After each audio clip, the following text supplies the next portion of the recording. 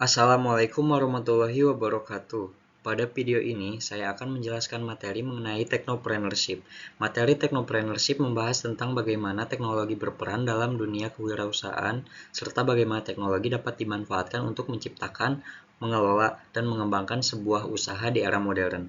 Dalam penjelasan ini, saya akan membahas beberapa hal utama, mulai dari pengertian technopreneurship, prinsip dan peran technopreneurship, manfaatnya dalam dunia bisnis, hingga bagaimana cara menciptakan ide-ide bisnis dan juga menguji kelayakan usaha.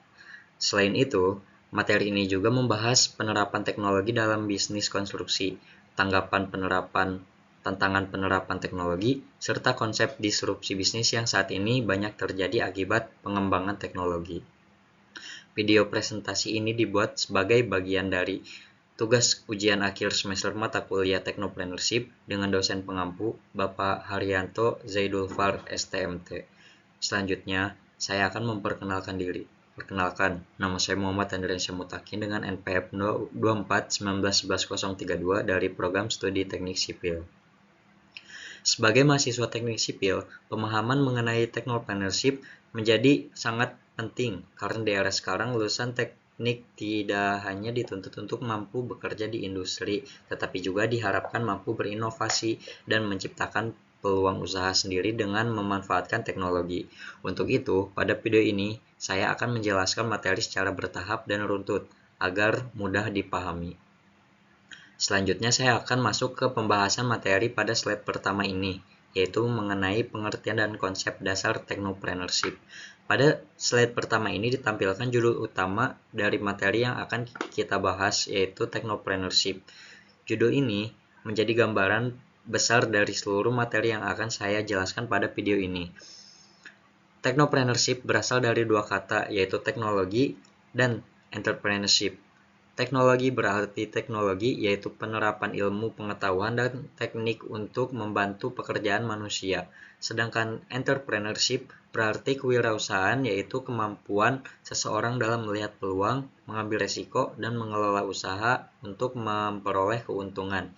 Jika kedua kata tersebut digabungkan, maka technopreneurship dapat diartikan sebagai kegiatan kewirausahaan yang menjadikan teknologi sebagai inti utama dalam menjalankan bisnis, bukan hanya sebagai alat mendukung. Artinya, teknologi bukan sekedar tambahan, tetapi menjadi bagian penting yang menentukan keberhasilan usaha. Di era digital saat ini, hampir semua bidang usaha sudah memanfaatkan teknologi. Contohnya adalah penggunaan aplikasi dalam layanan transportasi, sistem online dalam perdagangan, serta penggunaan software dan teknologi digital dalam bidang konstruksi. Hal ini menunjukkan bahwa technopreneurship bukan hanya konsep teori, tetapi sudah menjadi kebutuhan nyata dalam dunia bisnis modern. Oleh karena itu, slide ini menjadi dasar awal untuk memahami keseluruhan materi technopreneurship yang akan dibahas pada slide-slide berikutnya. Pengertian technopreneurship. Technopreneurship adalah wirausaha yang menggabungkan pemahaman mendalam tentang teknologi dengan keterampilan kewirausahaan untuk menciptakan, mengelola, dan mengembangkan bisnis yang sukses. Pada slide kedua ini dibahas mengenai pengertian technopreneurship. Pemahaman tentang pengertian ini sangat penting karena menjadi dasar untuk memahami materi-materi selanjutnya. Secara umum, technopreneurship adalah kegiatan kewirausahaan yang menggabungkan pemanfaatan teknologi dengan kemampuan berbisnis untuk menciptakan dan mengembangkan sebuah usaha. Artinya, technopreneur tidak hanya berpikir tentang bagaimana menjual produk, tetapi juga bagaimana teknologi dapat digunakan untuk meningkatkan kualitas produk, mempercepat proses kerja, serta memperluas jangkauan pasar. Dalam pengertian ini, teknologi berperan sebagai solusi atas berbagai permasalahan yang ada di masyarakat. Misalnya, ketika terdapat proses kerja yang lambat atau tidak efisien, maka teknologi hadir untuk menyederhanakan dan mempercepat proses tersebut. Inilah yang membedakan technopreneurship dengan wirausaha konvensional yang masih banyak mengandalkan cara-cara manual. Arti kata teknologi menurut KBBI adalah metode ilmiah untuk mencapai tujuan praktis atau ilmu pengetahuan terapan. Arti kata entrepreneur dalam KBBI adalah orang yang melakukan aktivitas wirausaha yang dicirikan dengan pandai atau berbakat mengenali produk baru, menentukan cara produksi baru, menyusun manajemen operasi untuk pengadaan produk baru dan memasarkannya. Menurut KBBI, teknologi adalah metode ilmiah untuk mencapai tujuan praktis atau ilmu pengetahuan terapan. Maksud dari metode ilmiah adalah cara kerja yang sistematis dan berdasarkan ilmu pengetahuan, sedangkan tujuan praktis berarti teknologi tersebut dapat langsung dimanfaatkan dalam kehidupan sehari-hari untuk mempermudah pekerjaan manusia. Sementara itu, menurut KBBI, entrepreneur atau kewirausahaan adalah orang yang melakukan kegiatan usaha dengan kemampuan mengenali peluang, menciptakan atau mengembangkan produk, mengatur proses produksi, serta memasarkan hasil usahanya. Seorang entrepreneur juga dituntut untuk berani mengambil risiko dalam menjalankan usaha. Jika kedua pengertian tersebut digabungkan, maka entrepreneurship dapat diartikan sebagai kegiatan kewirausahaan yang memanfaatkan teknologi sebagai dasar utama dalam menciptakan dan mengembangkan usaha. Artinya, teknologi tidak hanya digunakan sebagai alat bantu, tetapi juga menjadi faktor penting dalam menentukan keunggulan dan daya saing usaha. Dalam konteks dunia modern, technopreneurship sangat relevan karena hampir semua aktivitas bisnis telah terhubung dengan teknologi digital. Contohnya adalah penggunaan aplikasi, sistem online, dan perangkat lunak dalam pengelolaan usaha, termasuk di bidang konstruksi. Bagi mahasiswa teknik sipil, technopreneurship membuka peluang untuk menciptakan usaha yang berbasis teknologi, seperti jasa perencanaan bangunan digital, manajemen proyek berbasis aplikasi, maupun inovasi teknologi konstruksi lainnya. Dengan demikian, technopreneurship tidak hanya berfokus pada keuntungan, tetapi juga pada efisien, inovasi, dan keberlanjutan usaha.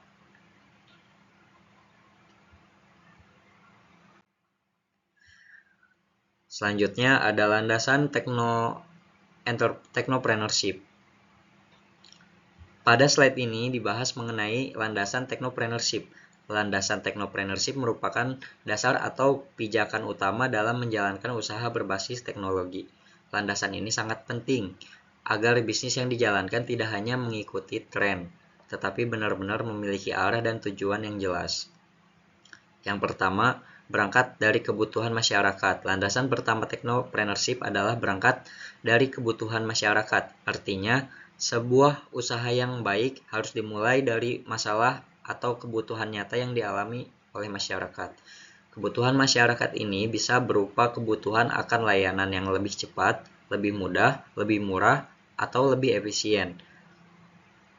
Technopreneur melihat kebutuhan tersebut sebagai peluang bisnis, kemudian memanfaatkan teknologi untuk memberikan solusi. Contohnya, ketika masyarakat membutuhkan layanan yang cepat dan praktis, maka muncul berbagai aplikasi layanan online dalam bidang teknik sipil. Kebutuhan masyarakat akan pembangunan yang lebih cepat dan rapi mendorong penggunaan teknologi seperti software perencanaan dan manajemen proyek digital. Dengan kata lain, technopreneurship tidak dimulai dari sekedar ide, tetapi dari masalah nyata yang membutuhkan solusi. Landasan kedua adalah memperkaya diri dengan ide dan inspirasi. Seorang technopreneur harus selalu terbuka terhadap ide-ide baru dan pengembangan teknologi. Ide dan inspirasi bisa berasal dari pengalaman pribadi, lingkungan sekitar, perkembangan teknologi, maupun dari permasalahan yang sering ditemui dalam kehidupan sehari-hari. Semakin banyak referensi dan wawasan yang dimiliki, maka semakin besar peluang untuk menciptakan inovasi. Inspirasi ini kemudian dikombinasikan dengan teknologi untuk menghasilkan produk atau jasa yang memiliki nilai lebih dibandingkan usaha lainnya. Yang ketiga, rencanakan dengan matang dan lakukan dengan cepat. Landasan ketiga adalah perencanaan yang matang dan pelaksanaan yang cepat. Perencanaan yang matang berarti usaha dipikirkan dengan baik, mulai dari konsep, target pasar, hingga strategi pelaksanaan. Namun, Setelah perencanaan selesai, teknopreneur juga harus bertindak dengan cepat. Hal ini penting karena dunia bisnis sangat dinamis dan penuh persaingan. Jika terlalu lama menunda, peluang yang ada bisa diambil oleh orang lain. Oleh karena itu, teknopreneur harus mampu menyeimbangkan antara perencanaan dan eksekusi agar usaha dapat berjalan secara efektif. Yang keempat, tambahan value pada produk. Landasan terakhir adalah mendapatkan value atau nilai tambah pada produk. Value berarti keunggulan atau manfaat tambahan yang membuat produk berbeda dari produk sejenis lainnya.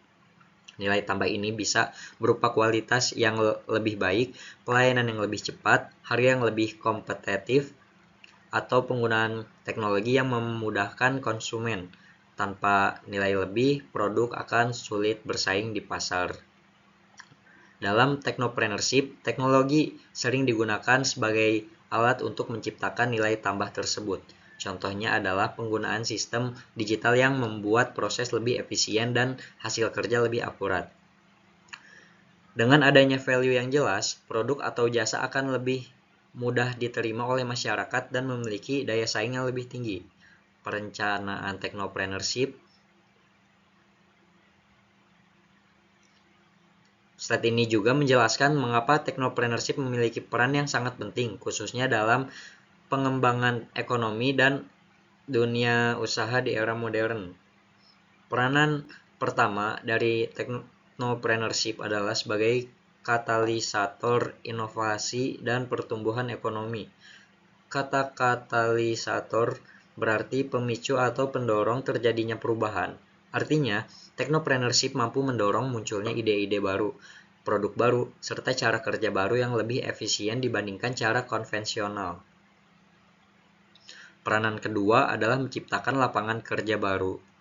Dengan adanya usaha berbasis teknologi, maka akan dibutuhkan tenaga kerja baru, baik di bidang teknis maupun non-teknis. Hal ini membantu mengurangi tingkat pengangguran dan meningkatkan kesejahteraan masyarakat.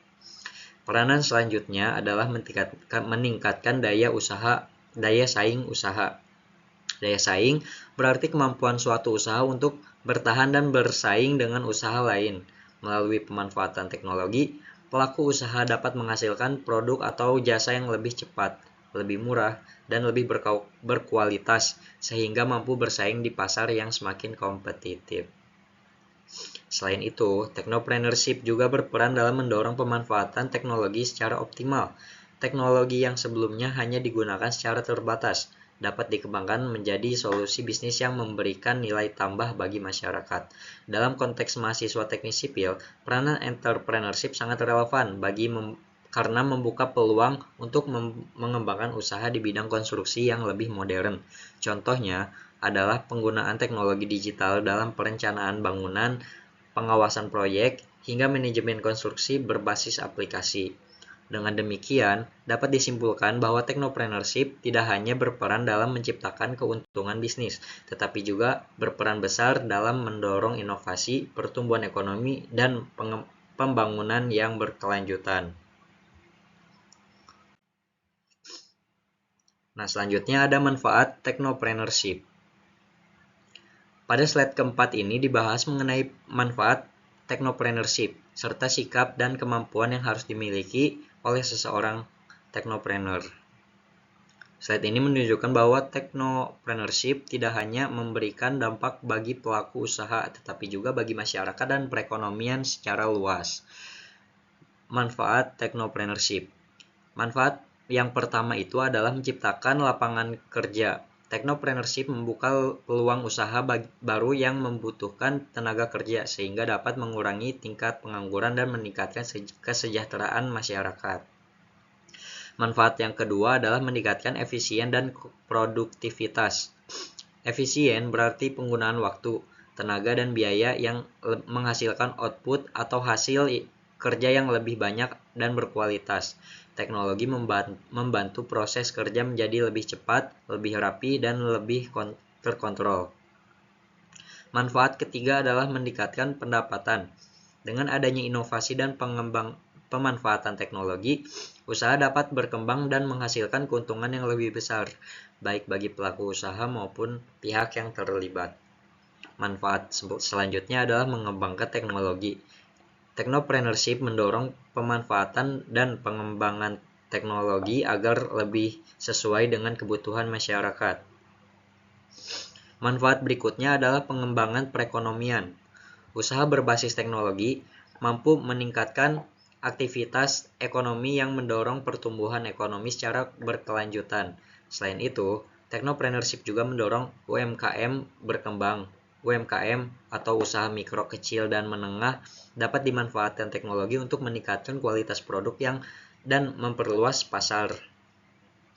Manfaat terakhir adalah merombak industri. Merombak industri berarti mengubah cara kerja lama menjadi sistem baru yang lebih modern, efisien, dan berbasis teknologi. Sikap dan kemampuan. Kemudian ada sikap dan kemampuan technopreneurship. Selain manfaat tersebut, seorang technopreneur juga harus memiliki sikap dan kemampuan tertentu. Sikap pertama adalah mampu berpikir dan bertindak kreatif serta inovatif. Kreatif berarti kemampuan menghasilkan ide baru, sedangkan inovatif berarti kemampuan mengembangkan ide tersebut menjadi produk atau jasa yang bernilai. Sikap berikutnya adalah mampu bekerja tekun, teliti, optimis, dan produktif. Tekun berarti tidak mudah menyerah, teliti berarti cermat dalam bekerja, optimis berarti memiliki keyakinan untuk berhasil, dan produktif berarti mampu menghasilkan hasil kerja yang maksimal. Selanjutnya adalah mampu berkarya berlandasan etika bisnis yang sehat. Etika bisnis berarti menjalankan usaha secara jujur, adil, dan tidak merugikan pihak lain. Sikap lainnya adalah mampu berkarya dengan semangat, mandiri, dan bertanggung jawab. Mandiri berarti tidak selalu bergantung pada orang lain. Sedangkan tanggung jawab berarti siap menanggung hasil dari keputusan yang diambil. Sikap terakhir adalah mampu memecahkan masalah dan berani mengambil resiko. Sistematis berarti kemampuan diambil berdasarkan tahapan dan pertimbangan yang jelas. Sedangkan berani mengambil resiko berarti siap menghadapi kemungkinan kegagalan dengan perhitungan yang matang. Demikian, dengan memiliki sikap dan kemampuan tersebut, seorang technopreneur dapat memanfaatkan teknologi secara optimal dan menjalankan usaha yang berkelanjutan. Pada slide kelima ini dibahas mengenai menciptakan ide bisnis. Slide ini sangat penting karena setiap usaha, termasuk technopreneurship, selalu berawal dari sebuah ide. Tanpa ide yang jelas, sebuah bisnis akan sulit untuk dijalankan dan dikembangkan. Ide bisnis merupakan gagasan awal mengenai produk atau jasa yang akan ditawarkan kepada masyarakat. Ide ini bisa muncul dari berbagai sumber, seperti pengalaman pribadi, pengamatan terhadap lingkungan sekitar, maupun dari permasalahan yang sering dihadapi oleh masyarakat. Dalam konteks technopreneurship, ide bisnis biasanya berkaitan dengan pemanfaatan teknologi untuk memberikan solusi yang lebih baik dibandingkan dengan cara konvensional. Artinya, teknologi digunakan untuk mempermudah, mempercepat, atau meningkatkan kualitas suatu produk atau layanan. Ide bisnis yang baik umumnya memiliki beberapa ciri. Pertama, ide tersebut mampu menjawab kebutuhan atau masalah masyarakat. Kedua, ide tersebut memiliki peluang besar pasar, artinya ada pihak yang membutuhkan dan bersedia menggunakan produk atau layanan tersebut. Ketiga, ide tersebut dapat dikembangkan secara berkelanjutan seiring dengan perkembangan teknologi. Dalam menciptakan ide bisnis, seorang technopreneur harus memiliki kepekaan terhadap perubahan gaya hidup, pengembangan teknologi, dan perubahan kebutuhan masyarakat dapat menjadi sumber ide yang sangat potensial. Oleh karena itu, kemampuan mengamati dan menganalisis lingkungan sekitar menjadi hal yang sangat penting. Bagi mahasiswa teknik sipil, ide bisnis dapat muncul dari permasalahan di bidang konstruksi. Contohnya adalah kebutuhan akan perencanaan bangunan yang lebih efisien, pengawasan proyek yang lebih terkontrol, atau penggunaan produk digital untuk meningkatkan kualitas pekerjaan konstruksi.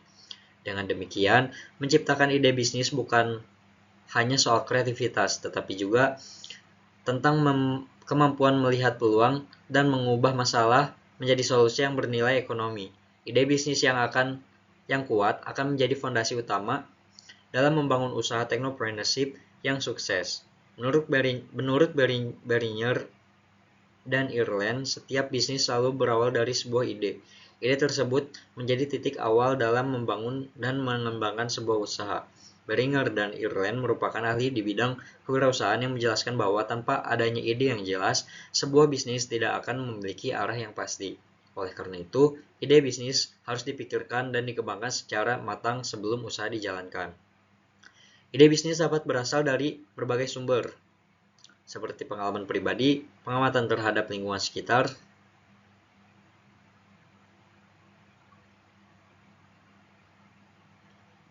serta permasalahan yang sering dihadapi oleh masyarakat. Selanjutnya ada 4 poin utama dalam pengembangan ide bisnis. 4 poin ini sangat penting karena menjadi dasar sebelum sebuah ide bisnis dijalankan agar usaha yang dibangun memiliki arah yang jelas dan terencana. Yang kesatu ada produk atau jasa yang akan dijual. Poin pertama adalah produk atau jasa yang akan dijual. Produk merupakan barang atau jasa yang ditawarkan kepada konsumen untuk memenuhi kebutuhan mereka. Dalam technopreneurship, produk atau jasa yang ditawarkan biasanya memiliki unsur teknologi, baik dalam proses pembuatan, sistem pelayanan, maupun cara penggunaannya. Oleh karena itu, sebelum menjalankan usaha, pelaku bisnis harus memahami dengan jelas apa yang ditawarkan dan apa keunggulan produk tersebut dibandingkan produk lain. Poin selanjutnya adalah target pasar.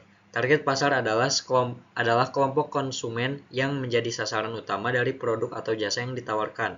Menentukan target pasar sangat penting agar usaha tidak salah sasaran. Target pasar dapat ditentukan berdasarkan usia, pekerjaan, kebutuhan, lokasi, maupun kemampuan ekonomi. Dengan mengetahui target pasar, strategi pemasaran dapat disesuaikan sehingga lebih efektif.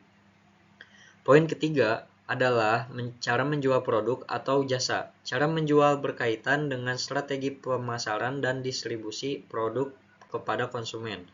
Dalam technopreneurship, cara menjual seringkali memanfaatkan teknologi seperti media sosial, website, aplikasi, atau platform digital lainnya.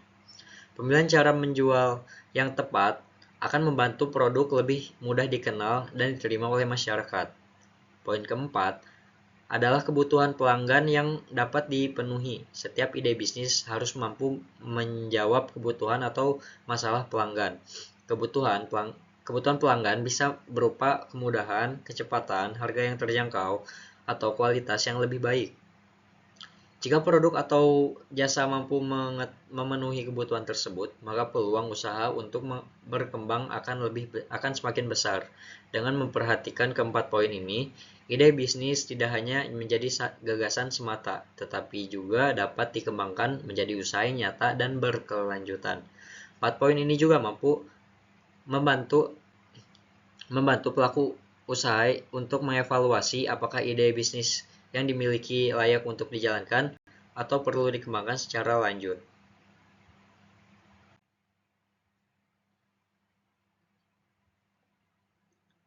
Pada slide ini dibahas mengenai cara menciptakan ide bisnis. Slide ini menjelaskan bahwa ide bisnis diperoleh melalui beberapa cara dan proses yang sistematis. Cara pertama adalah brainstorming. Brainstorming adalah metode mengumpulkan ide secara bebas tanpa langsung menilai apakah ide tersebut baik atau buruk. Dalam proses brainstorming, semua ide dicatat terlebih dahulu, kemudian diseleksi dan dikembangkan. Metode ini bertujuan untuk memunculkan sebanyak mungkin ide kreatif yang nantinya akan dapat dijadikan dasar pengembangan bisnis. Cara kedua adalah focus group. Focus group merupakan diskusi sekelompok yang melibatkan beberapa orang dengan karakteristik tertentu untuk membahas suatu masalah atau kebutuhan. Melalui diskusi ini, pelaku usaha dapat memperoleh berbagai sudut pandang dan masukan yang berbeda. Masukan tersebut dapat digunakan untuk mengidentifikasi kebutuhan pasar dan peluang bisnis yang potensial. Cara ketiga adalah menggunakan perpustakaan dan internet. Perpustakaan dan internet menyediakan banyak informasi mulai dari tren bisnis, perkembangan teknologi, hingga kebutuhan masyarakat. Dengan mempelajari informasi tersebut, pelaku usaha dapat menemukan ide bisnis yang sesuai dengan perkembangan zaman dan kebutuhan pasar. Cara keempat adalah Customer Advisory Board. Customer Advisory Board ini adalah kelompok pelanggan yang memberikan masukan, saran, dan kritik terhadap produk atau jasa. Melalui masukan langsung dari pelanggan, pelaku usaha dapat mengetahui apakah benar-benar dibutuhkan dan diharapkan oleh konsumen. Hal ini dapat membantu dalam menciptakan ide bisnis yang relevan dan memiliki peluang sukses yang lebih besar.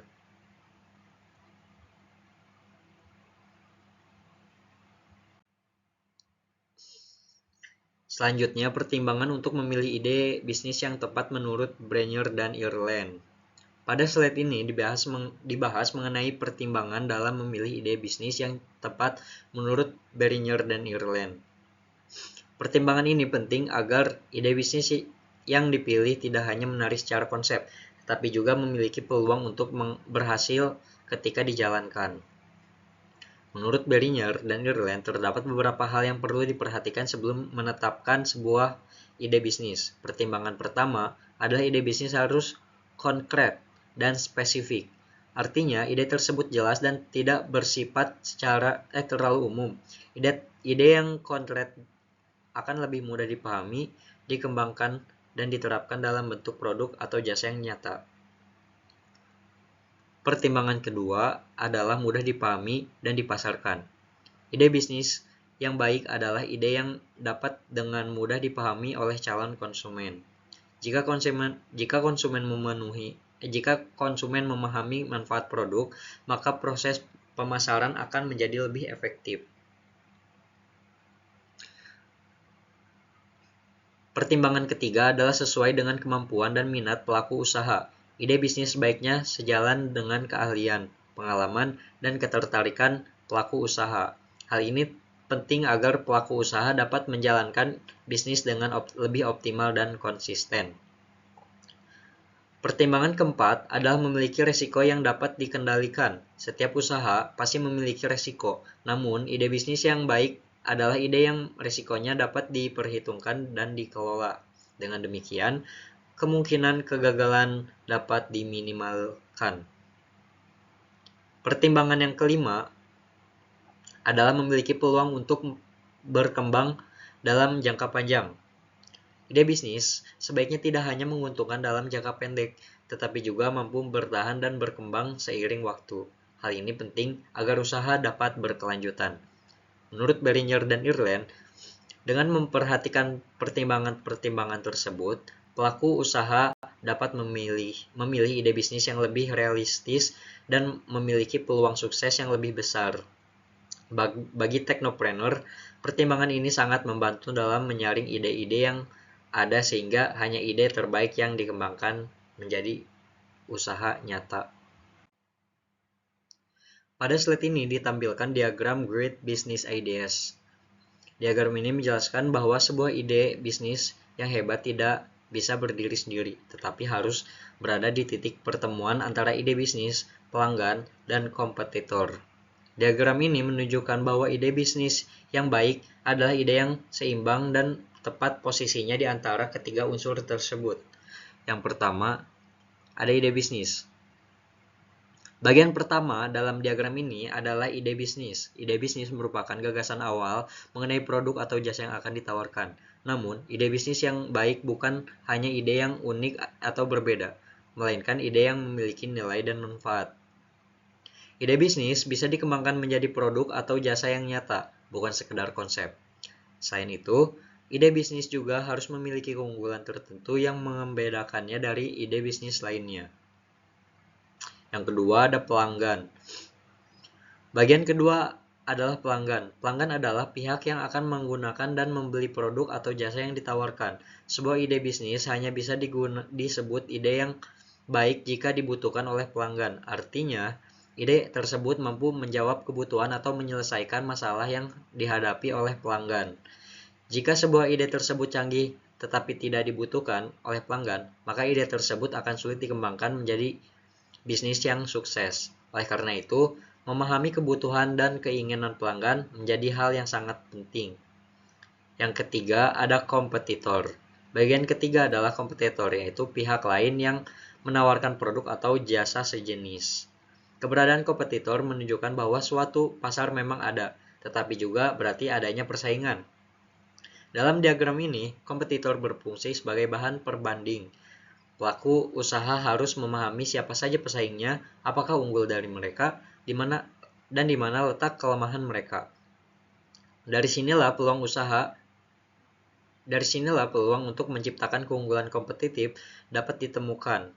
Titik pertemuan great business ideas.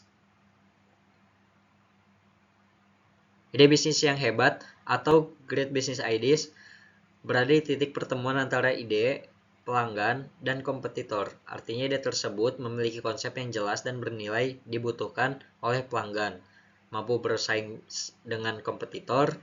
Jika salah satu unsur tidak terpenuhi, maka ide bisnis tersebut beresiko gagal. Misalnya ide yang bagus dan unik tetapi tidak dibutuhkan pelanggan, atau ide yang dibutuhkan pelanggan tetapi tidak mampu bersaing dengan kompetitor. Bagi seorang entrepreneur, diagram ini menjadi panduan penting untuk mengevaluasi ide bisnis sebelum dijalankan. Dengan memahami hubungan antara ide, pelanggan, dan kompetitor, pelaku usaha dapat menciptakan bisnis yang lebih matang, realistis, dan berpeluang besar untuk sukses. Selanjutnya ada menguji ide bisnis. Pada slide ini dibahas mengenai menguji ide bisnis. Setelah sebuah ide bisnis diciptakan dan dipilih, langkah selanjutnya yang sangat penting adalah melakukan pengujian terhadap ide tersebut. Tujuan dari pengujian ini adalah untuk mengetahui apakah ide bisnis tersebut benar-benar layak untuk dijalankan atau tidak. Menguji ide bisnis berarti mengevaluasi ide tersebut dari berbagai aspek, seperti kebutuhan pasar, kemampuan bersaing, dan potensi keuntungan. Dengan mengurangi pengujian, pelaku usaha dapat mengurangi resiko kegagalan di masa depan. Salah satu cara menguji ide bisnis adalah dengan cara mengumpulkan umpan balik dari calon pelanggan. Umpan balik atau feedback adalah tanggapan, pendapat, atau masukan dari konsumen terhadap suatu produk atau konsep bisnis. Masukan ini sangat penting untuk mengetahui apakah barang atau produk tersebut sesuai dengan kebutuhan dan keinginan pelanggan. Cara lain dalam menguji ide bisnis adalah dengan cara observasi pasar. Observasi pasar berarti mengamati kondisi pasar secara langsung, termasuk perilaku konsumen dan produk yang sudah ada. Dari hasil observasi ini, pelaku usaha dapat menilai tingkat persaingan dan peluang yang tersedia. Selain itu, ide bisnis juga dapat diuji melalui pembuatan prototype. Prototype adalah contoh awal atau model sederhana dari produk yang akan dikembangkan. Dengan adanya prototype, pelaku usaha dapat melihat secara nyata bagaimana produk tersebut bekerja dan bagaimana respons calon pengguna. Pengujian ide bisnis juga mencakup analisis terhadap biaya dan sumber daya yang dibutuhkan. Hal ini penting untuk memastikan bahwa ide bisnis dapat dijalankan sesuai dengan kemampuan pelaku usaha, baik dari segi modal, tenaga, maupun teknologi. Dengan menguji ide bisnis secara menyeluruh, pelaku usaha dapat mengetahui kelebihan dan kekurangan dari ide tersebut. Jika ditemukan kelemahan, ide bisnis dapat diperbaiki atau disesuaikan sebelum benar-benar dijalankan. Oleh karena itu, menguji ide bisnis lebih menjadi langkah penting dalam membangun usaha technopreneurship yang berkelanjutan. Nah, pada slide ini dibahas mengenai analisis SWOT. Analisis SWOT merupakan salah satu metode yang digunakan untuk menguji dan mengevaluasi ide bisnis sebelum usaha tersebut dijalankan secara nyata. Kata SWOT merupakan singkatan dari Strengths, Weakness, Opportunities, dan threat. Keempat unsur ini digunakan untuk melihat kondisi bisnis dari faktor internal dan eksternal. Yang pertama ada strength atau kekuatan. Adalah kelebihan yang dimiliki oleh bisnis. Kekuatan ini berasal dari faktor internal, seperti keunggulan produk, kemampuan sumber daya manusia, teknologi yang digunakan, atau keunikan layanan. Contohnya dalam bisnis berbasis teknologi, kekuatan bisa berupa penggunaan sistem digital yang mempermudah proses kerja atau inovasi produk yang belum dimiliki pesaing. Kekuatan ini harus dimanfaatkan secara maksimal agar bisnis dapat bersaing di pasar. Yang kedua ada weakness atau kelemahan. Weakness atau kelemahan adalah kekurangan yang dimiliki oleh bisnis. Kelemahan juga berasal dari faktor internal seperti keterbatasan modal, kurangnya pengalaman, atau keterbatasan teknologi. Dengan mengetahui kelemahan sejak awal, pelaku usaha dapat menyusun strategi untuk memperbaiki atau meminimalkan dampak dari kelemahan tersebut. Hal ini penting agar kelemahan tidak menjadi penghambat dalam menjalankan usaha. Yang ketiga ada opportunities atau peluang, adalah kesempatan yang berasal dari faktor eksternal yang dapat dimanfaatkan oleh bisnis. Peluang dapat muncul dari perubahan teknologi, tren pasar, atau kebutuhan masyarakat yang belum terpenuhi. Sebagai contoh, perkembangan teknologi digital membuka peluang besar bagi teknopreneur untuk menciptakan usaha berbasis aplikasi atau layanan online. Jika peluang ini dimanfaatkan secara baik, bisnis dapat dikembangkan lebih baik. Yang keempat ada threat atau ancaman, adalah faktor eksternal yang dapat menghambat atau mengganggu bisnis. Ancaman bisa berupa persaingan yang ketat, perubahan kebijakan pemerintah, atau perkembangan teknologi yang sangat cepat. Dengan mengetahui ancaman yang mungkin terjadi, pelaku usaha dapat menyiapkan strategi antisipasi agar bisnis tetap dapat bertahan.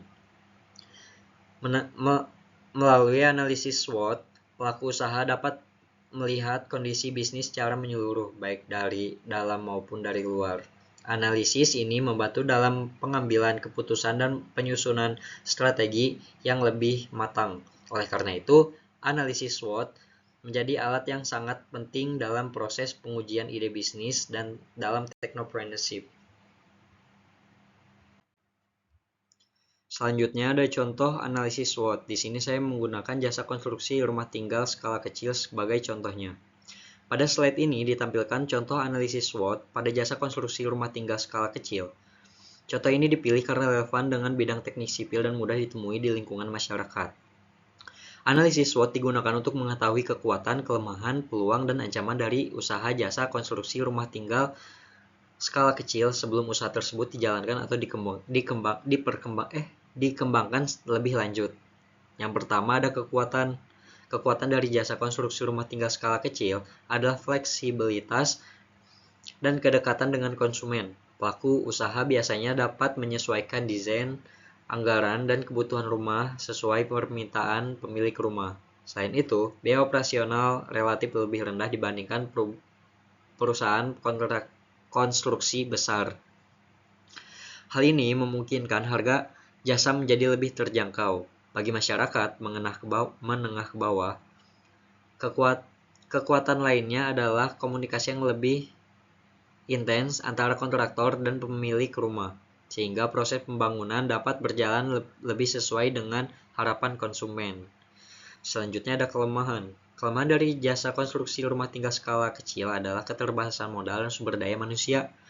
Hal ini dapat mempengaruhi kemampuan dalam menangani proyek yang lebih besar atau dalam jumlah banyak secara bersamaan. Selain itu, penggunaan teknologi dalam pengelolaan proyek seringkali masih terbatas. Akibatnya, proses administrasi dan pengawasan proyek belum berjalan secara optimal. Kurangnya promosi dan branding juga menjadi kelemahan, karena usaha skala kecil biasanya hanya mengandalkan rekomendasi dari mulut ke mulut. Selanjutnya ada peluang. Peluang jasa konstruksi rumah tinggal skala kecil cukup besar. Mengingat kebutuhan masyarakat akan rumah tinggal terus meningkat, banyak masyarakat yang membutuhkan jasa pembangunan atau renovasi rumah dengan biaya yang lebih terjangkau. Perkembangan teknologi juga membuka peluang untuk meningkatkan kualitas pelayanan, seperti penggunaan media sosial untuk promosi atau aplikasi sederhana untuk pengelolaan proyek. Hal ini dapat membantu usaha skala kecil bersaing di era digital. Selain itu, meningkatkan kesadaran masyarakat terhadap kualitas bangunan yang aman dan nyaman juga menjadi peluang bagi jasa konstruksi yang profesional. Selanjutnya ada ancaman. Ancaman utama bagi jasa konstruksi rumah tinggal skala kecil adalah persaingan dengan kontraktor lain, baik skala kecil maupun perusahaan besar. Perusahaan besar seringkali memiliki sumber daya dan teknologi yang lebih lengkap. Fluktuasi harga material bangunan juga menjadi ancaman yang dapat mempengaruhi biaya proyek. Jika harga material naik secara tiba-tiba, keuntungan usaha dapat berkurang. Ancaman lainnya adalah perubahan regulasi dan perizinan di bidang konstruksi yang dapat menyulitkan pelaku usaha skala kecil. Dari contoh analisis SWOT ini dapat disimpulkan bahwa jasa konstruksi rumah tinggal skala kecil memiliki peluang yang besar untuk berkembang. Namun, usaha ini juga memiliki kelemahan dan ancaman yang perlu dikelola dengan baik. Dengan memanfaatkan kekuatan dan peluang serta meminimalkan kelemahan dan ancaman, usaha jasa konstruksi rumah tinggal skala kecil juga dapat berkembang secara berkelanjutan. Selanjutnya ada 10 prinsip bisnis Samuelton dan Hui pada tahun 1992. Pada slide ini dibahas mengenai 10 prinsip bisnis menurut Samuelton dan Hui. Samuelton merupakan pendiri Walmart, salah satu perusahaan retail terbesar di dunia. Prinsip-prinsip ini menjadi pedoman dalam membangun dan mengembangkan bisnis agar dapat bertahan dan berkembang dalam jangka panjang. Yang pertama, ada berkomitmen pada bisnis. Prinsip pertama adalah berkomitmen terhadap bisnis. Komitmen berarti kesungguhan dalam konsistensi dalam menjalankan usaha. Seorang pelaku bisnis harus memiliki tekad yang kuat dan tidak mudah menyerah ketika menghadapi kesulitan. Yang kedua, berbagi keuntungan dengan rekan kerja. Prinsip kedua adalah berbagi keuntungan dengan karyawan. Samuelton percaya bahwa karyawan adalah aset penting dalam bisnis. Dengan melibatkan karyawan dan memberikan penghargaan, kinerja, dan loyalitas, mereka akan meningkat. Selanjutnya ada memotivasi mitra bisnis. Prinsip ketiga adalah memberikan motivasi kepada mitra kerja. Motivasi dapat berupa penghargaan, pengakuan, maupun kesempatan berkembang. Mitra kerja yang termotivasi akan bekerja lebih maksimal. Selanjutnya, yang keempat, selalu berkomunikasi dengan mitra. Prinsip keempat adalah komunikasi yang terbuka dan efektif. Komunikasi yang baik membantu menghindari kesalahpahaman dan memperlancar kerjasama dalam organisasi. Yang kelima ada menghargai semua rekan kerja. Prinsip kelima adalah menghargai karyawan. Menghargai tidak hanya dalam bentuk materi, tetapi juga dalam bentuk sikap dan perhatian. Karyawan yang dihargai akan merasa nyaman dan produktif. Yang keenam, rayakan setiap kesuksesan. Prinsip keenam adalah merayakan keberhasilan. Perayaan keberhasilan dapat meningkatkan semangat kerja dan rasa kebersamaan dalam tim. Hal ini juga menjadi bentuk apresiasi atas usaha yang telah dilakukan. Yang ketujuh, minta masukan dari karyawan. Prinsip ketujuh adalah mendengar setiap orang.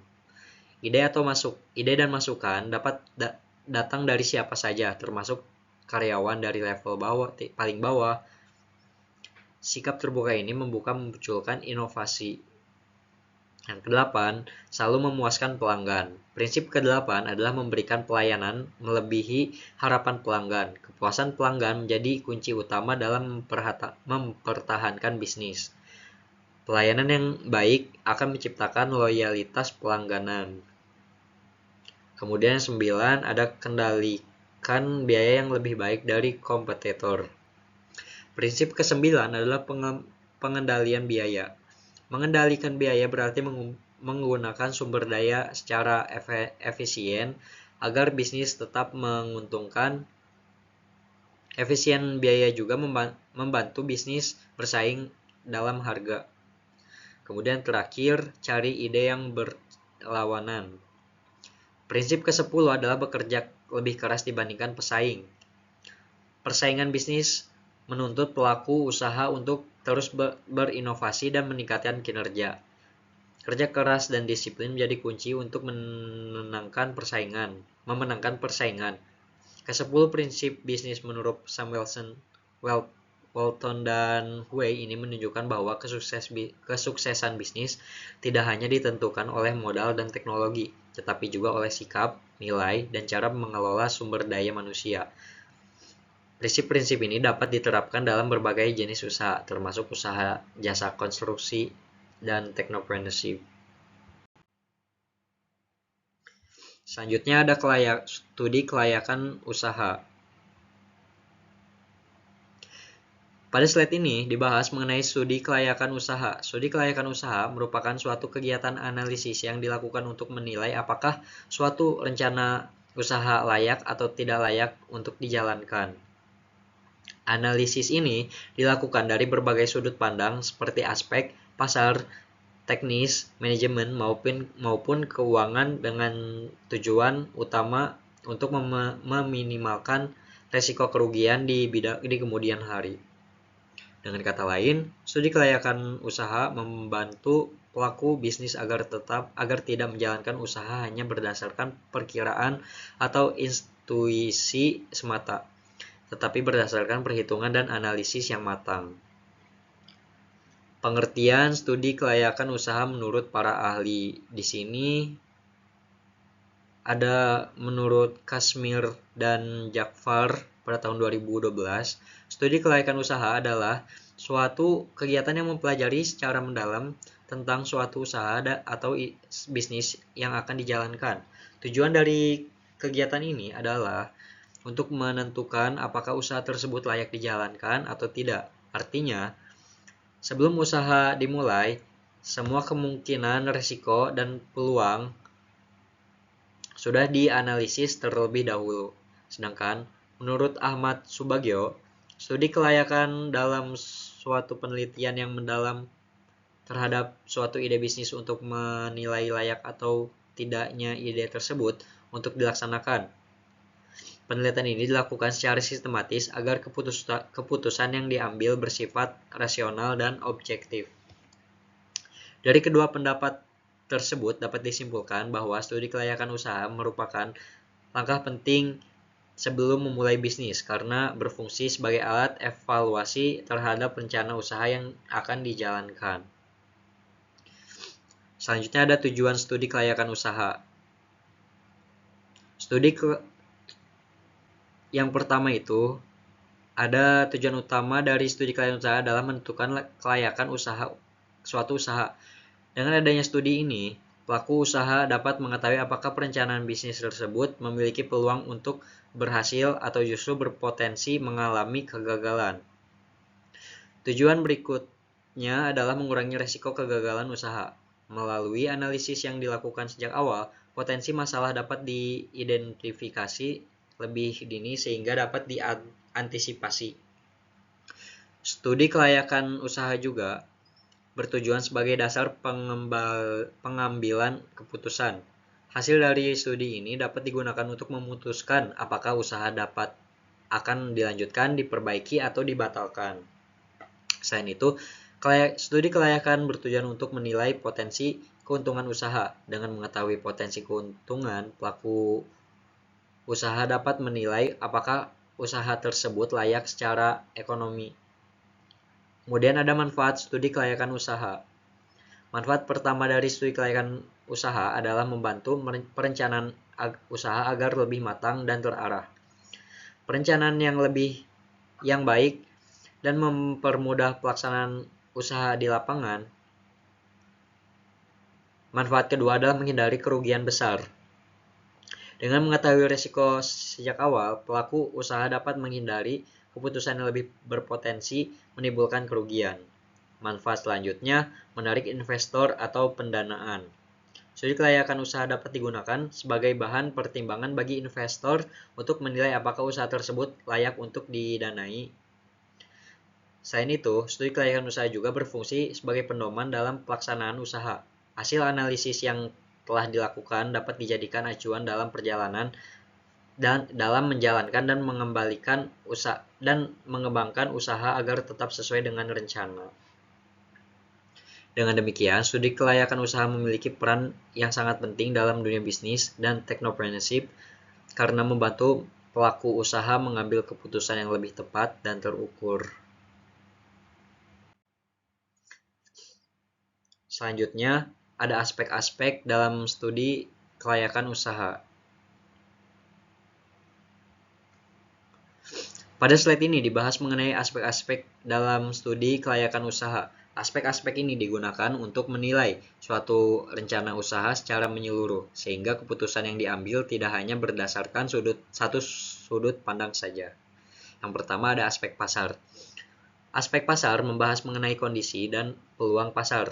Pada aspek ini, dianalisis apakah terdapat permintaan terhadap produk atau jasa yang akan ditawarkan. Analisis pasar mencakup jumlah calon konsumen, kebutuhan konsumen, serta tingkat persaingan. Tujuan dari aspek pasar adalah memastikan bahwa usaha memiliki pasar yang jelas dan peluang untuk berkembang. Aspek yang kedua ada aspek pemasaran. Aspek pemasaran berkaitan dengan cara produk atau jasa yang dipasarkan kepada konsumen. Hal ini meliputi strategi promosi, penentuan harga, serta saluran distribusi. Dalam konteks technopreneurship, pemasaran sering memanfaatkan teknologi digital seperti media sosial dan platform online.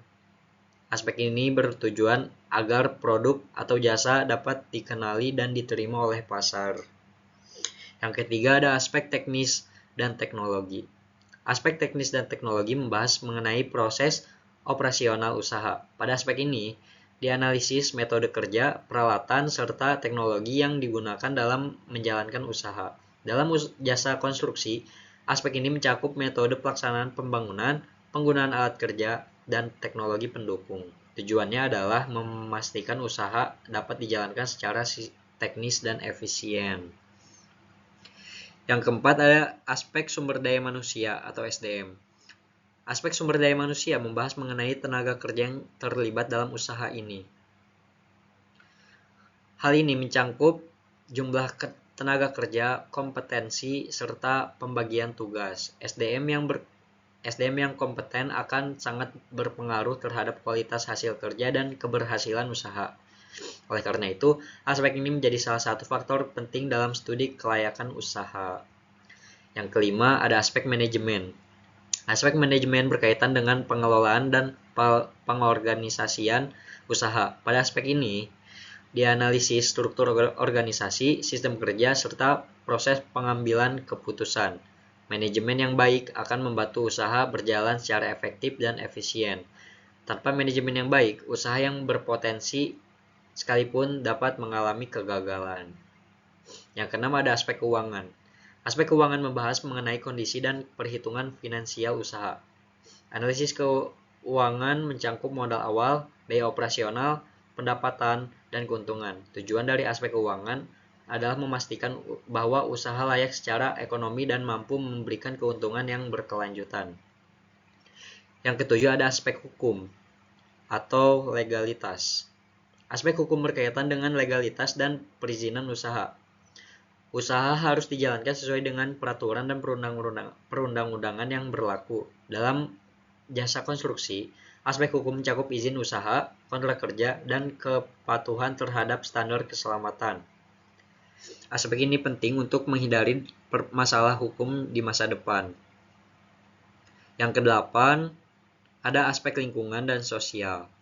Aspek lingkungan dan sosial membahas mengenai dampak usaha terhadap lingkungan dan masyarakat sekitar. Usaha yang baik tidak hanya mengejar keuntungan, tetapi juga memperhatikan dampak sosial dan kelestarian lingkungan. Dalam jasa konstruksi, aspek ini mencakup pengelolaan limbah, keselamatan kerja, dan kenyamanan lingkungan sekitar. Dengan memperhatikan aspek ini, usaha dapat diterima oleh masyarakat dan berjalan secara berkelanjutan.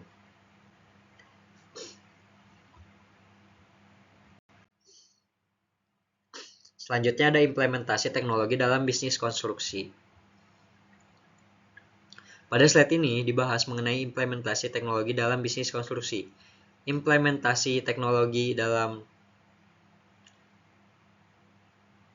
bisnis konstruksi berarti penerapan atau penggunaan teknologi dalam proses bisnis konstruksi, baik pada tahap perencanaan, pelaksanaan, maupun pengawasan proyek. Dalam dunia konstruksi modern, teknologi berperan penting untuk meningkatkan efisiensi, kualitas, dan keselamatan kerja. Dengan memanfaatkan teknologi, proses pekerjaan yang sebelumnya dapat dilakukan secara manual dapat menjadi lebih cepat, akurat, dan terkontrol. Salah satu bentuk implementasi teknologi dalam berbisnis konstruksi adalah penggunaan software perencanaan dan desain. Software ini membantu perencanaan dalam membuat gambar teknik, menghitung struktur, dan memvisualisasikan bangunan sebelum dibangun. Dengan adanya software, risiko kesalahan perencanaan dapat diminimalkan. Teknologi juga diterapkan dalam manajemen proyek konstruksi. Aplikasi manajemen proyek digunakan untuk mengatur jadwal pekerjaan, pengelolaan tenaga, serta pengendalian biaya. Dengan sistem ini, pelaku usaha dapat memantau progres proyek secara real-time.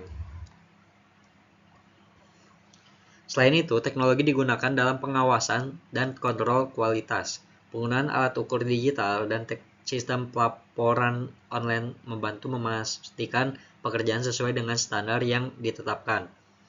Hal ini meningkatkan transparansi dan akuntabilitas dalam proyek konstruksi. Implementasi teknologi juga berperan dalam pemasaran jasa konstruksi melalui website dan sosial media. Pelaku usaha dapat memperkenalkan layanan, menampilkan portofolio proyek, serta menjangkau calon konsumen yang lebih luas. Dalam konteks technopreneurship, teknologi menjadi alat utama untuk menciptakan nilai tambah dalam bisnis konstruksi. Nilai tambah ini dapat berupa efisiensi waktu, pengurangan biaya, atau peningkatan kualitas pelayanan. Dengan demikian, implementasi teknologi dalam bisnis konstruksi tidak hanya meningkatkan daya saing usaha, tetapi juga membantu pelaku usaha beradaptasi dengan perkembangan zaman dan kebutuhan pasar. Di sini ada manfaat implementasi teknologi. Yang pertama ada meningkatkan efisiensi kerja. Manfaat pertama dari implementasi teknologi dalam bisnis konstruksi adalah meningkatkan efisiensi kerja. Efisiensi kerja berarti pekerjaan dapat diselesaikan dengan lebih cepat dan menggunakan sumber daya yang lebih optimal. Dengan bantuan teknologi, proses yang sebelumnya memerlukan waktu yang lama dapat dipersingkat. Contohnya adalah penggunaan software perencanaan dan manajemen proyek yang membantu pengaturan jadwal kerja dan pembagian tugas secara lebih sistematis. Manfaat yang kedua adalah mengurangi kesalahan konstruksi. Kesalahan konstruksi sering terjadi akibat perhitungan manual atau komunikasi yang lebih kurang efektif. Dengan adanya teknologi seperti sistem digital dan model bangunan berbasis komputer, kesalahan desain dan pelaksanaan dapat dideteksi lebih awal. Hal ini membantu mengurangi risiko kesalahan yang dapat berdampak pada kualitas biaya proyek. Selanjutnya ada menghemat biaya dan waktu. Teknologi membantu mengoptimalkan penggunaan material, tenaga kerja, dan peralatan. Dengan perencanaan yang lebih akurat, pemborosan material dapat dikurangi. Setelah itu, waktu pengerjaan proyek juga menjadi lebih terkontrol sehingga keterlambatan dapat diminimalkan. Yang keempat, ada meningkatkan keselamatan kerja.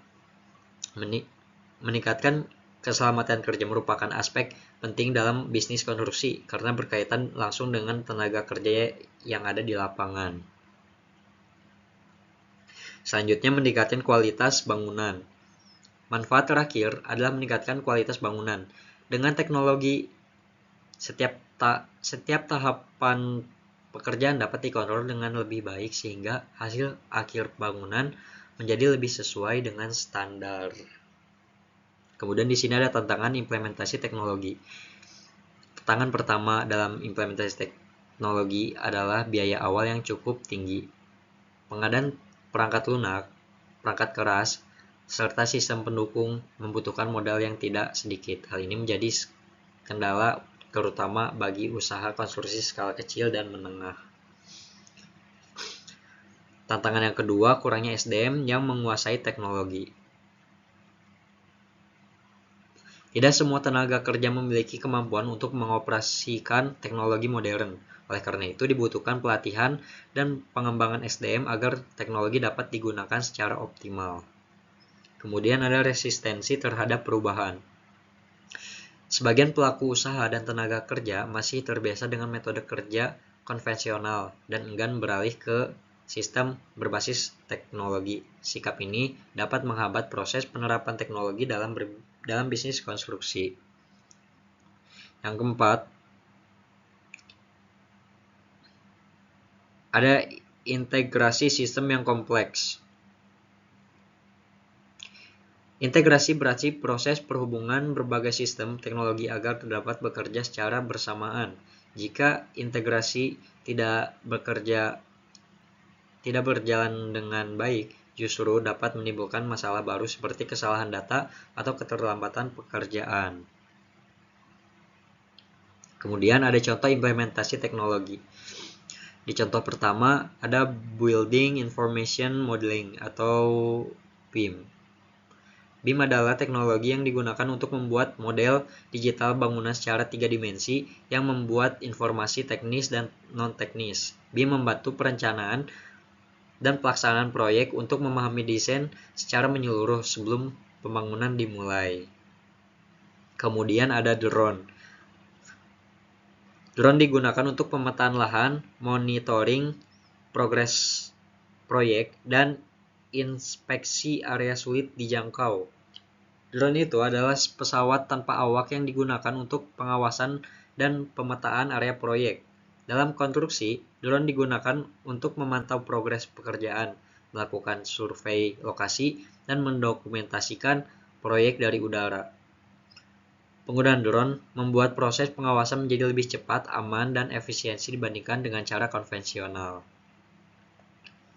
Kemudian ada Internet of Things atau IoT. Digunakan untuk memantau kondisi alat, material, dan lingkungan kerja secara real-time.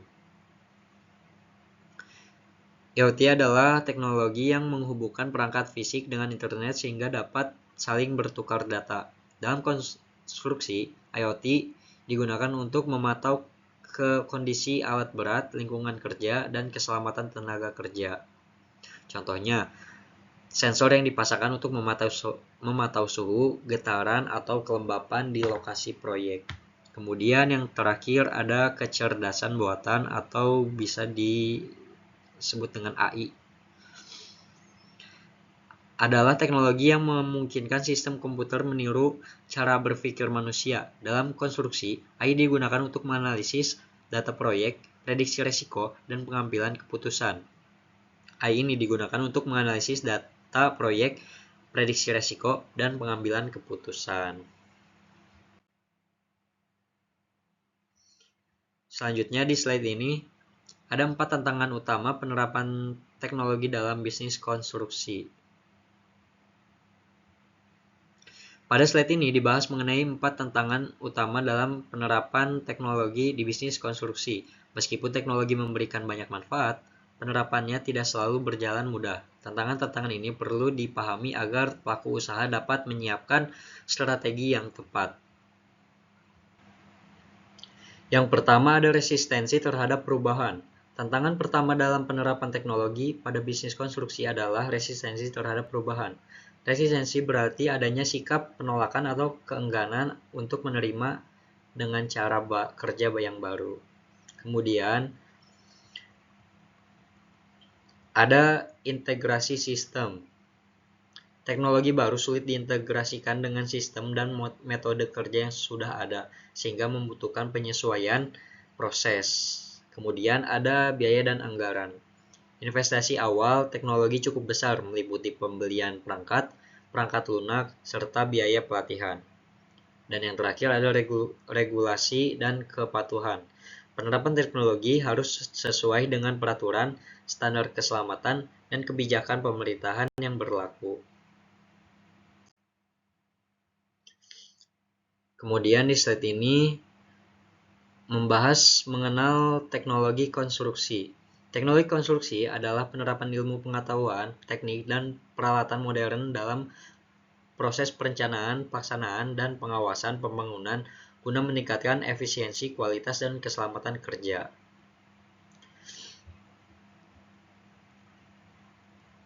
Manfaat teknologi konstruksi yang pertama ada mempercepat proses pembangunan. Manfaat pertama teknologi konstruksi adalah mempercepat proses pembangunan. Teknologi membantu mempercepat tahap perencanaan, pelaksanaan, hingga proses proyek. Dengan sistem digital, proses koordinasi antar pihak menjadi lebih cepat sehingga proyek dapat diselesaikan sesuai jadwal.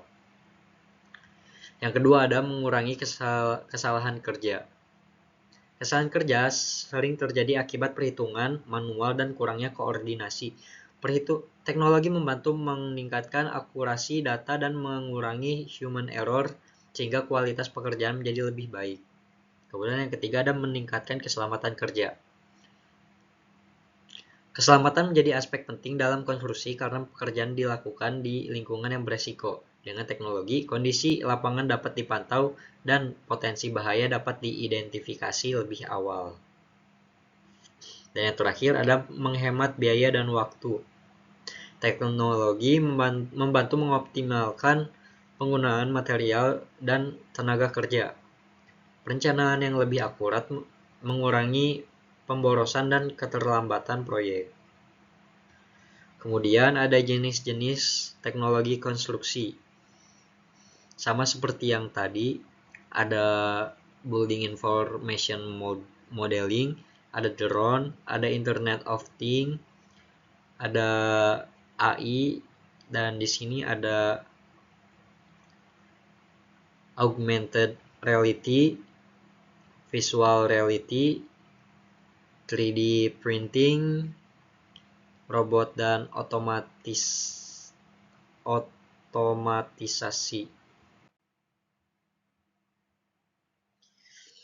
Set berikutnya ada 10 solusi teknologi konstruksi inovatif. Pada slide ini dibahas mengenai 10 solusi teknologi konstruksi inovatif yang saat ini mulai diterapkan dalam industri konstruksi. Teknologi-teknologi ini hadir sebagai solusi untuk meningkatkan efisiensi, keselamatan, kualitas, serta produktivitas dalam proyek konstruksi. Yang pertama ada LIDAR. Teknologi berbasis laser untuk pengukuran jarak yang tepat dan pencitraan 3D, meningkatkan keselamatan kerja dan analisis lokasi. Kemudian ada helm terhubung. Helm terhubung itu adalah teknologi yang dapat dikenakan yang memantau lokasi, gerakan, dan suhu, meningkatkan keselamatan kerja dan mengurangi insiden. Selanjutnya ada infrastruktur cerdas. Itu adalah sistem pemantauan struktural yang memprediksi dan mencegah potensi masalah, memastikan keselamatan lokasi, dan mengurangi resiko. Kemudian ada realitas virtual dan realitas tertambah.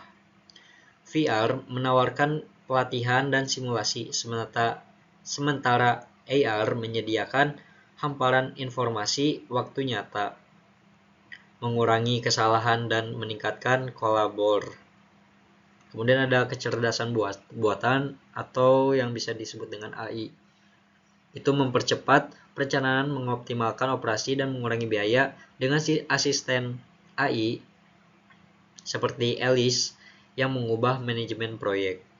Kemudian ada perangkat lunak BIM, alat berbasis IoT dan AR yang menciptakan model 3D cerdas, menyederhanakan alur kerja, dan meningkatkan seluruh proses konstruksi. Kemudian ada rumah cetak 3D. Teknologi canggih yang memungkinkan konstruksi lebih cepat dan terjangkau merenovasi industri perumahan. Kemudian ada exoskeleton. Itu adalah perangkat yang dapat dikenakan yang mengurangi ketegangan, meningkatkan produktivitas, dan meningkatkan keselamatan kerja dengan memberikan dukungan fisik. Kemudian ada buruh humanoid.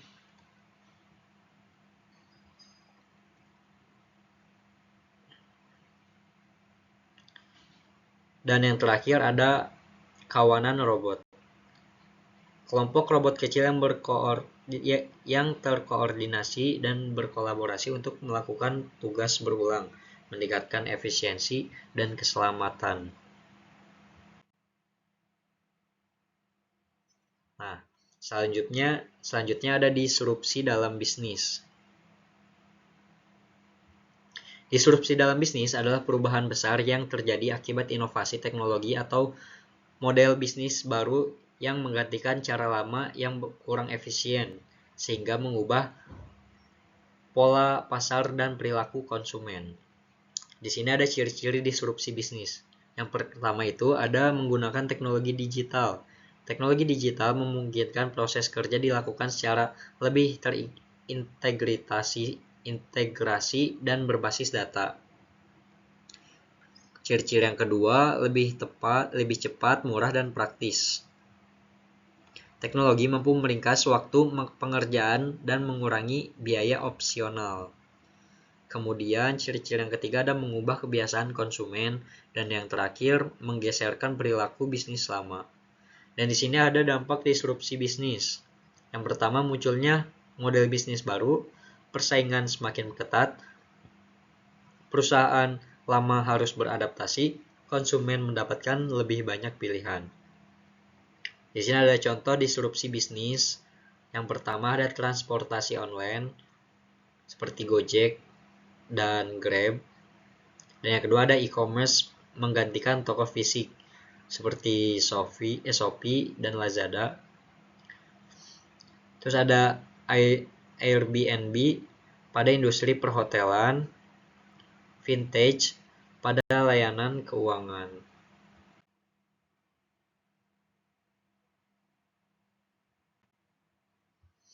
Selanjutnya ada pengertian visi. Visi itu adalah kemampuan untuk melihat peluang di masa depan yang dapat menciptakan perubahan besar dalam cara bisnis berjalan.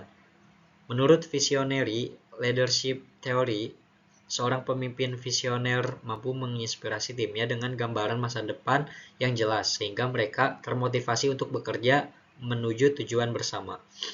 Teori Clayton Christensen memperkenalkan konsep disruptive innovation di mana bisnis kecil dengan visi yang jelas dapat menggantikan pemain besar melalui inovasi yang lebih sederhana dan murah. Contohnya Elon Musk, pendiri Tesla, memiliki visi yang menciptakan kendaraan listrik yang tidak hanya ramah lingkungan tetapi juga memiliki daya tarik bagi konsumen global. Visi ini membimbing Tesla menjadi pemimpin dalam revolusi mobil listrik. Yang kedua ada keberanian. Keberanian adalah kemampuan untuk mengambil risiko yang mungkin tidak memiliki hasil pasti, tetapi penting untuk menciptakan perubahan. Menurut risk management theory, mengambil risiko yang diperhitungkan adalah kunci dalam pencapaian peluang besar. Teknologi technopreneur harus berani meluncurkan produk baru meski pasar belum sepenuhnya siap. Dengan keyakinan bahwa kebutuhan tersebut akan bertumbuh, contohnya Mark Zuckerberg berani mengembangkan Facebook meskipun pada awalnya ada banyak platform media sosial lainnya seperti Friendster.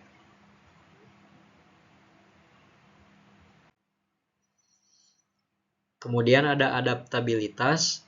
Adaptabilitas ini adalah kemampuan untuk menyesuaikan diri dengan perubahan pasar, teknologi, atau tantangan baru yang tidak terduga.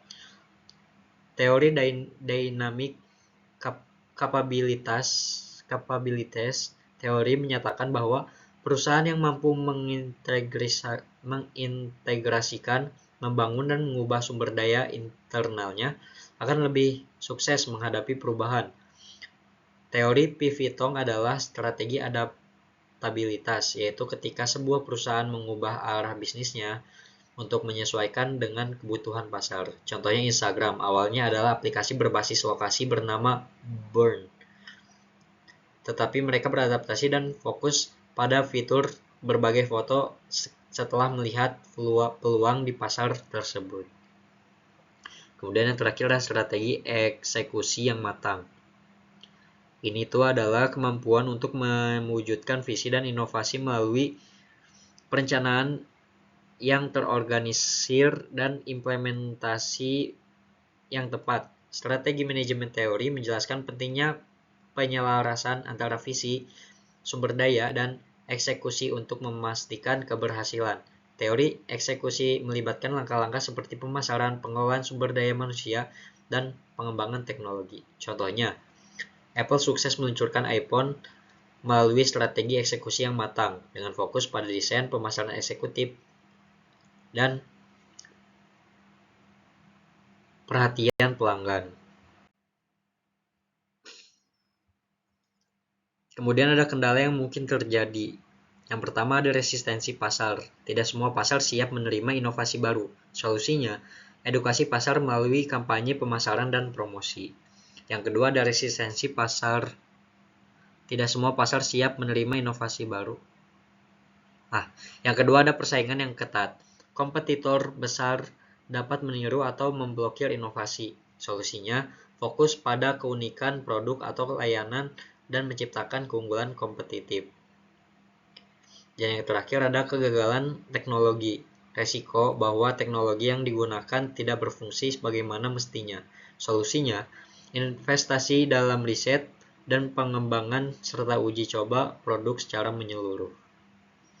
Untuk sukses dalam disrupsi bisnis, sebagai technopreneur dibutuhkan visi yang kuat untuk menentukan arah, keberanian untuk mengambil risiko, adaptabilitas untuk menghadapi perubahan, dan strategi eksekusi yang matang untuk mewujudkan inovasi. Dengan mengatasi kendala yang muncul melalui solusi strategis, technopreneur dapat menciptakan dampak besar dalam industri. Di sini ada menjadi technopreneur yang baik.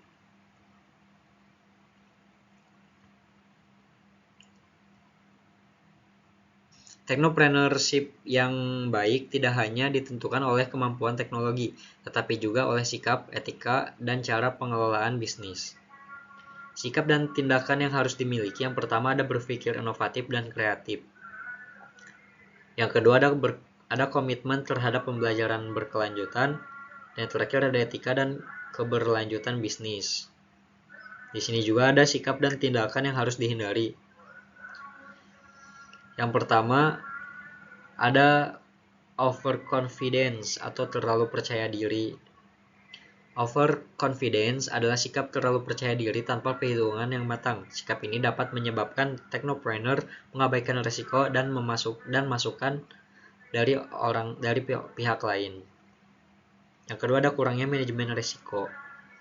Merupakan kesalahan yang sering terjadi dalam bisnis. Tanpa perencanaan risiko, technopreneur akan kesulitan menghadapi ketidakpastian dan perubahan pasar.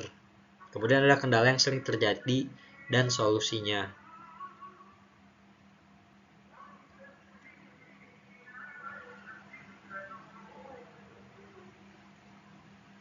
Kurangnya pendanaan menjadi kendala utama dalam mengembangkan bisnis berbasis teknologi. Pengembangan teknologi membutuhkan biaya yang cukup besar, terutama di tahap awal. Solusinya, mencari investor, memanfaatkan pendanaan alternatif, serta mengelola keuangan secara efisien. Yang kedua ada kurangnya adopsi pasar. Inovasi yang baik belum tentu langsung diterima oleh pasar. Kurangnya adopsi pasar dapat terjadi oleh kurangnya pemahaman konsumen terhadap produk. Solusinya, melakukan edukasi pasar, promosi yang tepat, serta melakukan produk dengan kebutuhan konsumen. Hal positif yang harus dijaga yaitu selalu belajar dan mengikuti perkembangan teknologi. Yang kedua ada membangun jaringan networking dengan komunitas teknologi. Yang ketiga ada fokus pada pelanggan dan memenuhi kebutuhan mereka. Dan yang terakhir ada menerapkan manajemen waktu yang efektif. Hal yang harus dihindari, mengabaikan kebutuhan pasar. Yang kedua ada tidak memperhatikan umpan balik dari pengguna. Terus yang terakhir ada menjalankan bisnis tanpa strategi jangka panjang. Di slide berikutnya ada pendanaan dan investor dalam technopreneurship. Yang pertama ada identifikasi model bisnis dan nilai tambah. Yang kedua ada kembangkan prototipe atau produk minimum layak MPV. Yang ketiga ada penyusunan rencana bisnis yang komprehensif. Yang keempat ada identifikasi jenis pendanaan. Yang kelima menggunakan platform pendanaan. Yang keenam ikut serta dalam kompetisi atau inkubator teknologi. Yang ketujuh ada memanfaatkan jaringan dan acara industri. Yang kedelapan buat pitch deck yang menarik. Yang kesembilan tunjukkan validasi pasar. Dan yang terakhir bangun hubungan jangka panjang dengan investor. Jadi dari semua materi yang telah saya sampaikan tadi, jika kita simpulkan bahwa technopreneurship merupakan gabungan antara teknologi dan kewirausahaan. Di sini, teknologi bukan hanya alat bantu, tetapi menjadi inti dalam menjalankan dan mengembangkan usaha. Dengan memahami hal ini, kita bisa melihat peluang baru, bekerja lebih efisien, dan menghadirkan inovasi yang bermanfaat dalam dunia bisnis modern. Bagi kita sebagai mahasiswa teknik sipil, pemahaman technopreneurship sangat penting. Selain mempersiapkan diri untuk berkarir di bidang teknik, kita juga dapat menciptakan peluang usaha sendiri, misalnya di bidang jasa konstruksi, perencanaan proyek, atau pengembangan teknologi konstruksi. Dengan pemanfaatan teknologi secara tepat, kita bisa menghadapi tantangan bisnis dengan lebih percaya diri dan tetap kompetitif di era digital ini. Saya berharap materi dalam video ini dapat memberikan gambaran yang jelas tentang technopreneurship, manfaatnya, serta bagaimana penerapannya dalam dunia nyata. Semoga juga bisa menginspirasi kita semua untuk lebih kreatif, inovatif, dan berani memanfaatkan peluang yang ada. Sekali lagi saya ucapkan terima kasih atas perhatian Bapak, Ibu, dan teman-teman semua yang sudah menonton saya. Kurang lebihnya saya ucapkan mohon maaf. Wabillahi taufiq wal hidayah. Wassalamualaikum warahmatullahi wabarakatuh.